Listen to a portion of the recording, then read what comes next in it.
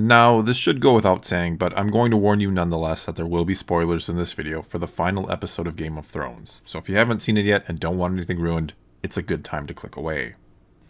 That being said, this episode really epitomized the problem with the entire last season of the show that I've talked about in previous videos. That being that you once had a series with all these different characters, with all these different and oftentimes very individual plot lines that would cross from time to time, simply by chance it seemed or felt like, and thus the show felt very natural, organic, and random, like anything could and would happen at any given moment, that these characters made their own choices, not that they had choices made for them by the writers, who needed them here or there at certain times and places, depending on what the story called for.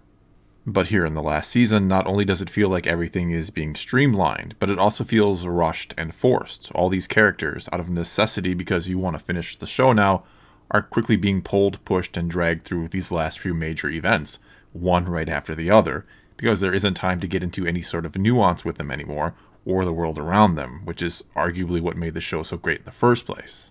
They're just moved from one major plot point to the next, oftentimes surviving against all odds because they're needed for the next big moment in the very next episode, and there just isn't time for any sort of worthwhile setup anymore, which leaves the supposed payoff feeling lacking or hollow. And what should have been an emotional roller coaster of an episode ends up lacking any sort of real emotional punch at all, and comes off feeling, well, a bit boring, to be honest with you. This episode opens with Tyrion, followed by Davos and Jon, just walking the streets of the now destroyed King's Landing as ash falls from the sky like snow.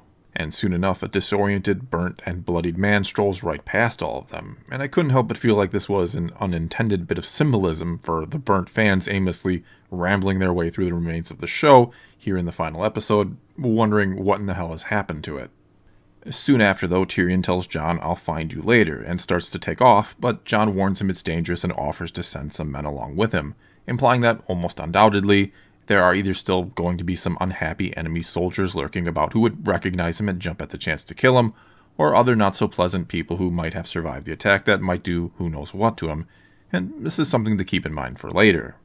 Nevertheless, Tyrion tells him he's going alone and takes off towards the Red Keep, and I do love the shot of him walking towards it as he passes the remains of one of the bells that rang and got ignored in the last episode by Dany. And let me quickly note that visually, this episode was stunning, and I know others may have some issues with the writing here in the last season, but that should not take away from the cast, crew, and everyone else who brings this show to life behind the scenes. It has never, ever been lacking in that department. Moving on, though, we next get a scene of Grey Worm executing some enemy soldiers because Daenerys has decreed it, and we have it 100% confirmed that he's still on board with her after what she did to the city, which isn't all too surprising. Missandei and Dany are the only two things he's ever cared about, or that he's ever had to truly live for, which is something else worth noting for later. On the other hand here, though, Jon not putting up much of a fight in defense of those who have surrendered and are now being executed feels a bit more out of character. But for better or worse, we really don't have time for him to stand his ground and maybe end up battling Grey Worm over this, which could be cool to see, mind you, and possibly getting taken prisoner and complicating things at this point in the show. Besides, as you know, he'll later do something to prove he's willing to do what he must to take a stand against tyranny.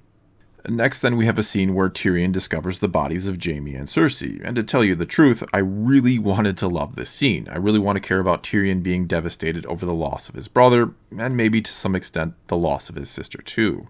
But Jaime leaving Winterfell and going back for her, despite 7 seasons of growth, 7 seasons of one of the greatest character arcs in the history of television, only for him to tell Brienne and thus the audience that none of it has mattered and he's been a bad person all along, and then to be crushed to death alongside Cersei, well, it ends up feeling like the only thing the writers could figure to do with him in order for him to be a big part of the final 2 episodes.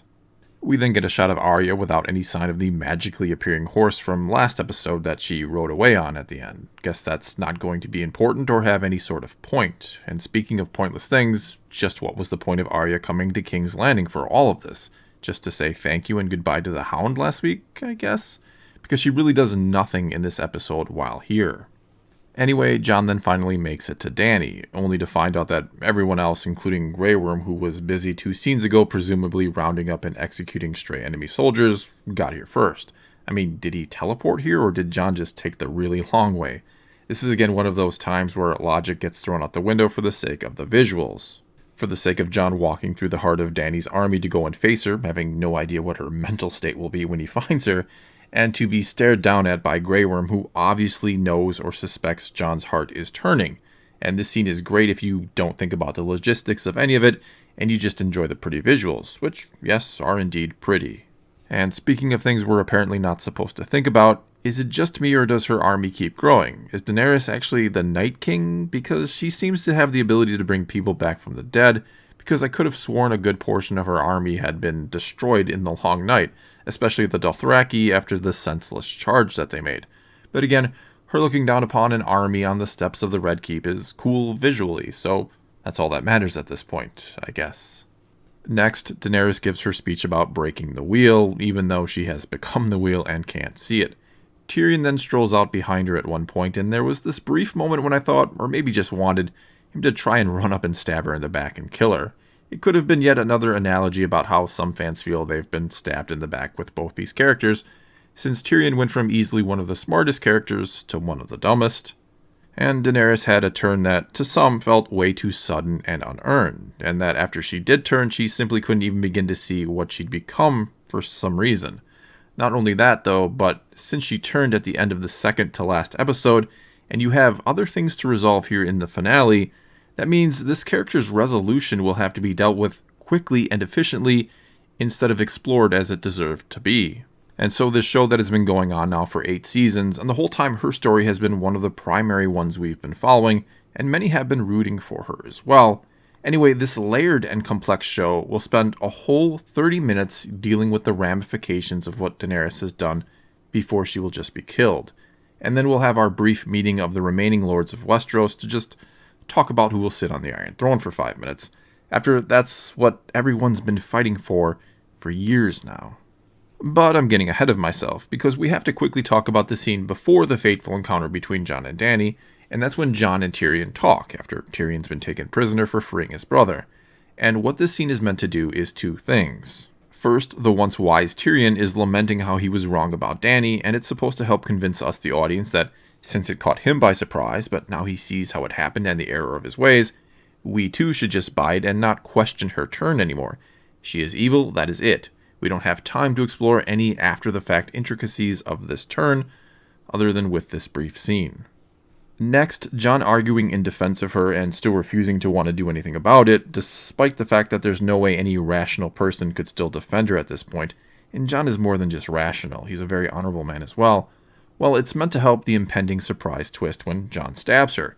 Because, he was just talking about how we're more than our house words, implying he still somehow believes Dany is more than the fire and blood she just brought to King's Landing.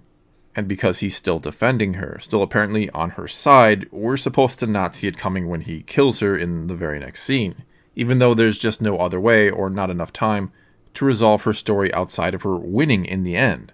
Not enough time for the other kingdoms to maybe join together with what armies they may have left to strike at a common foe. Something like that would have taken episodes to pull off, even at an accelerated rate. And at the point Jon and Dany meet in what's left of the throne room in the Red Keep, this episode, and the entire series now, has a whole 45 minutes left. So she's either dying right here, or ultimately winning the Game of Thrones, and because of that clumsy last scene, it was obvious Jon was about to turn on her.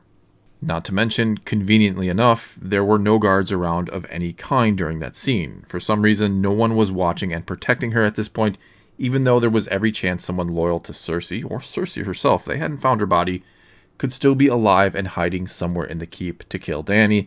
But nope, she's just there on her own, which was yet another huge red flag that she was about to die. And sure, if you want, you can argue that maybe she ordered her men away because she wanted to be alone the first time she sat on the Iron Throne. Okay, but none of her men thought it might be a good idea to keep some sort of watch on her, even from a distance, or to maybe stop Jon Snow from going in and seeing her alone at this point? I mean, come on, a few scenes ago Grey Worm was giving him the stink eye because he knew Jon was less than pleased about what was going on.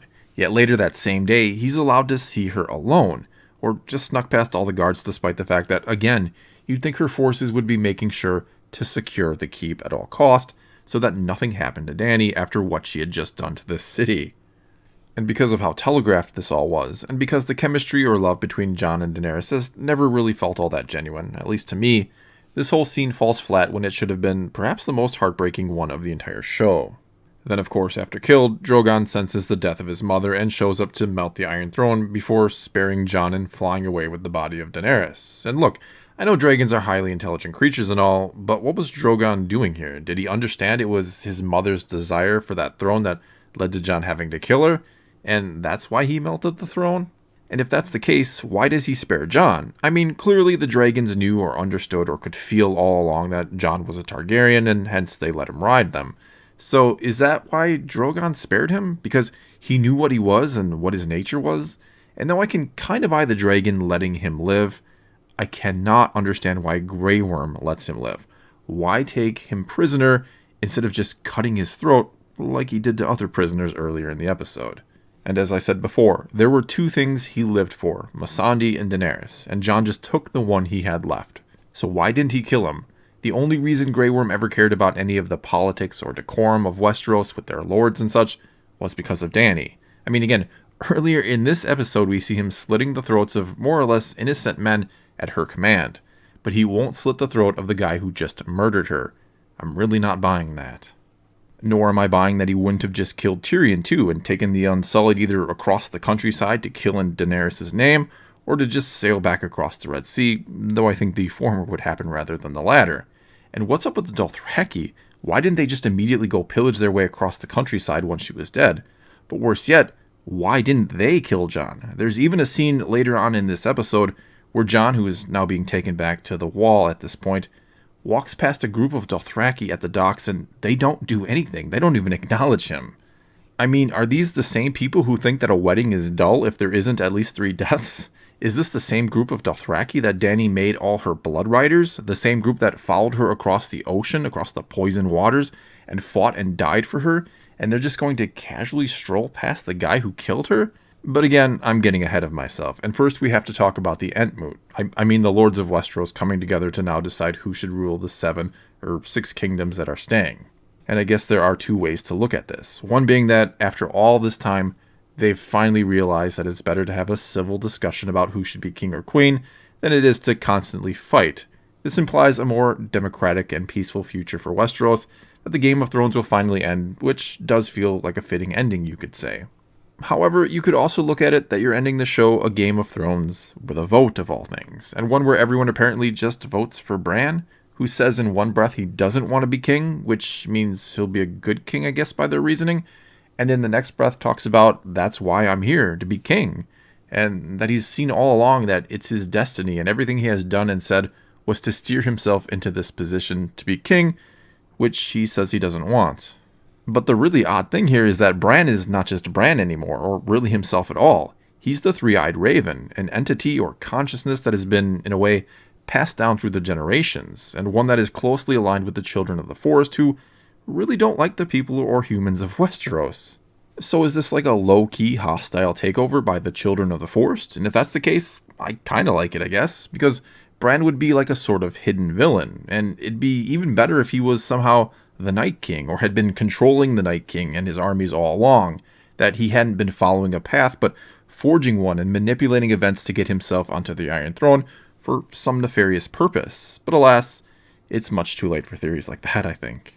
And instead it just feels like he'll be a figurehead king while all the other characters we've been following all these years can rebuild the kingdom, while he does nothing like he did during the Long Night. And because of the small council scene towards the end, I think it's very much implied that that's exactly what's going to happen. Anyway, going back to the Entmoot for a moment, everyone votes for Bran, Tyrion is made Hand of the King, and it's decided that Jon will be sent back to the Night's Watch, because we still need a place for all the bad people to go, I guess. And let's never mind the fact that the Wildlings are now friends of the North, and the White Walkers are gone, so they're not needed for that any longer. Sansa then says that the North will no longer be part of the 7 Kingdoms, and everyone is cool with that. Everyone's just cool with everything now because the show's ending and we need resolutions, even if they don't necessarily make sense. And something tells me it'd take far longer than 5 minutes to hash out the future of the realm after the destruction of King's Landing and all the other madness that has transpired as of late, but again, we really don't have time for all of that. So in the end then, the Starks win, and all get happy endings, those who survived, that is. Sansa becomes a queen like she always wanted, Arya doesn't end up stuck being a lady and gets to live a life of adventure, as she sets sail into apparently her own spin-off series that I hope gets called West of Westeros. And Jon, like he wanted to at the start, gets to join the Night's Watch, though really he gets to go live north of the Wall with the Wildlings because he is one of them. He's a real Northman, and we know that because Tolman told us a couple weeks ago, so nice foreshadowing there, I guess. In closing here, love or hate this final season and final episode, it's hard to deny it feels very, very rushed and forced. And yes, with such a massive show and with so many characters and plot points to deal with, it was always going to feel that way to some extent no matter how they approached the ending and tried to wrap it all up. But in my opinion, the ending to one of the greatest, most ambitious shows in history just comes off feeling mostly dull and boring. And what once made this show great, that being its amazingly real and genuine characters going about their lives and pursuits independent, or seemingly independent of the overarching plot at times, turned out to be the Achilles heel in the end, when they needed to gather all these characters for singular purposes and events, and just push them in the needed direction, no matter how unnatural or forced it may feel. Well, that's all I've got for this time. Now it's your turn to tell me what you think of this final episode of Game of Thrones. Did you love it? Did you hate it? Did you have mixed feelings about it? What do you think about Bran ultimately winning in the end? Clever ending or shamefully silly? Let me know what you think in the comments below, and let's talk some Game of Thrones. And until next time, thanks for watching.